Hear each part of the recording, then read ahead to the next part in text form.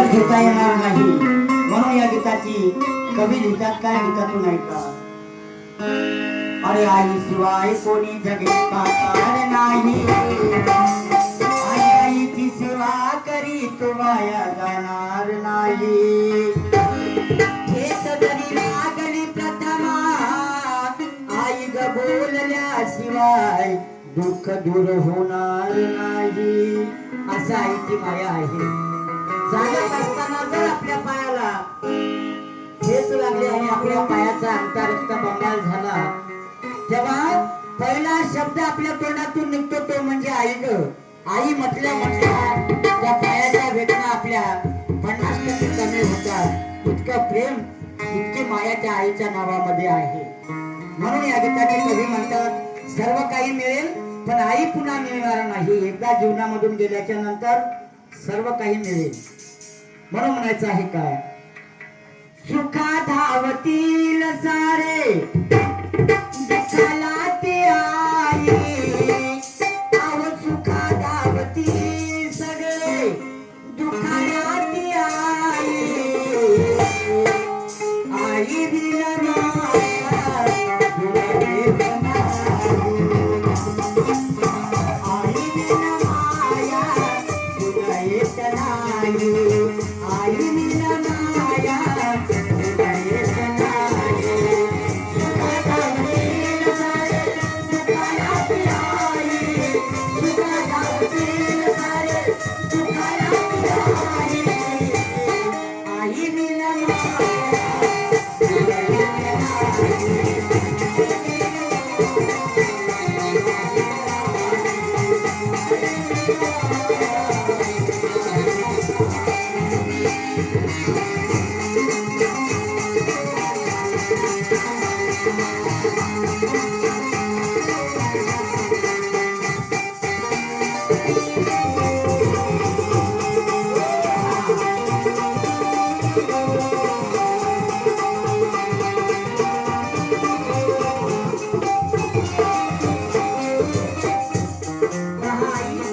आपल्या बाळासाठी काय करते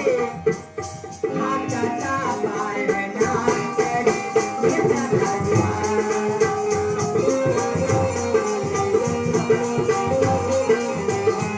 हाताचा पाय नांगरी मग नेत्राचा दिवा आपल्या बाळासाठी तर हाताचा पाळणा आणि नेत्राचा दिवा करून त्या बाळाचं संगोपन करते त्याला लहानाचं मोठं करते खाऊ पिऊ घालते अशी ती आई आणि ती आई ती माया जर आपल्या एका जीवनातून निघून गेली तर पुन्हा आपला आईपण मिळणार नाही म्हणून या गीताचे कवी लिहितात काय हाताचा पाय नांगरी नेत्राचा दिवा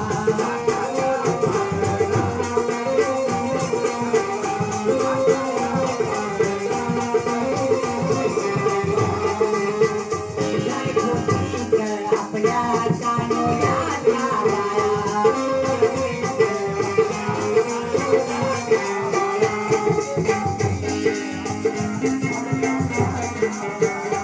बाळ लहान असताना वरांड्यात खेळत असताना वारं वावदान अचानक येतं आणि आई घरामध्ये असते आईला काळजी आहे आपले बाळ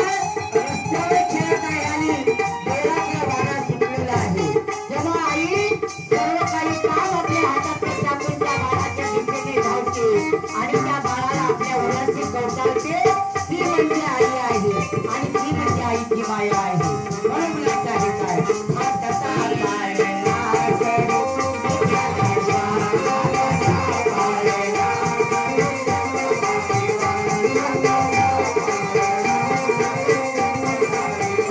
नांगरी नेत्राचा आपल्या कानोऱ्याच्या बाळा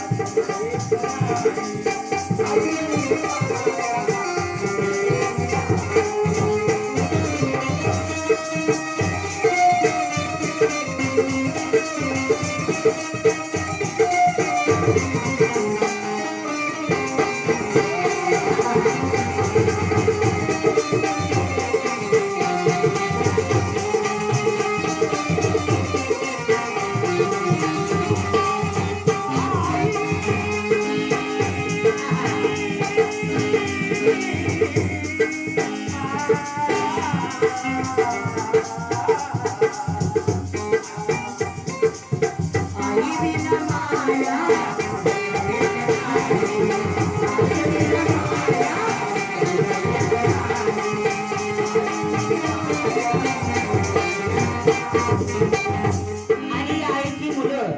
गणेश अनुराधा दीपालीताई सोनालीताई आणि क्रांतीताई म्हणतात खरंच आमच्या आईने आमच्यावरती जीवापाड प्रेम केलं हो म्हणून ती आम्हाला आई हवी हवीची आहे म्हणून त्यांचं आहे काय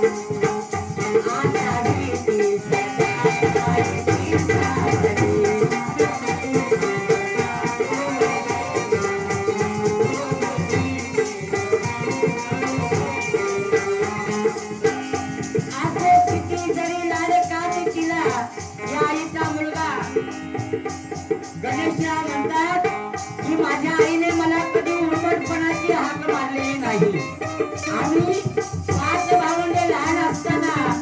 उन्हामध्ये खेळत असताना एकदा आमच्या आईने आम्हाला जोरानं हाक मारली अरे उन्हात मरू नका सावलीत मर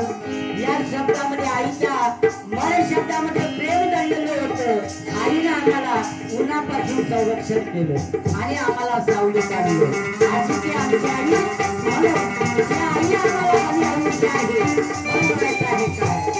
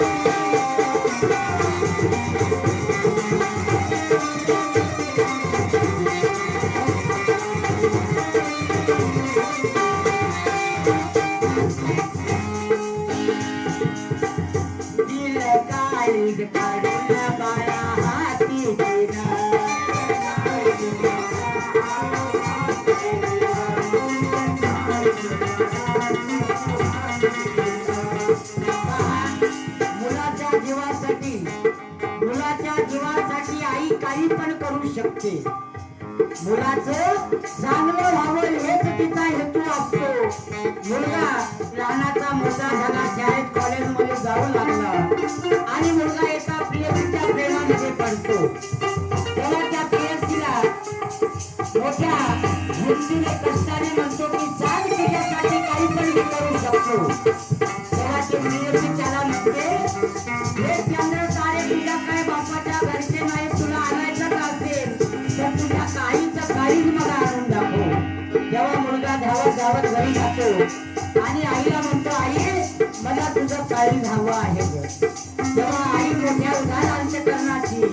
बाळाच्या सुखासाठी आपलं काळीच द्यायला तयार होते बाळा त्या ठिकाणी चाकू आहे चाकू माझ्या उडामध्ये मार आणि माझं काळीच घेऊन जा तुला काय काम आहे या काळजात तो करू शकतो बाळा तुझ्या पुढे माझा जीव काहीच नाही मला तुझ्यासाठी जगणं आहे पण तूच नाही तर मग मी जगून देण्यासाठी जेव्हा मुलगा आईच्या काळीत मारतो